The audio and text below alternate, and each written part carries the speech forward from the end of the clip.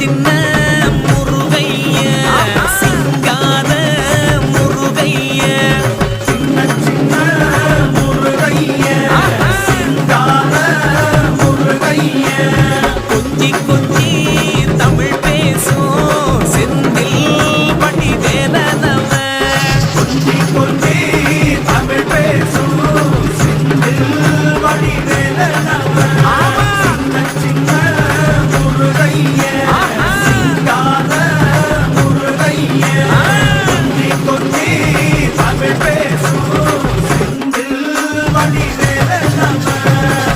சுப்பிரமணிய சாமி என்பார், கார்த்திகேயன் என்பார்.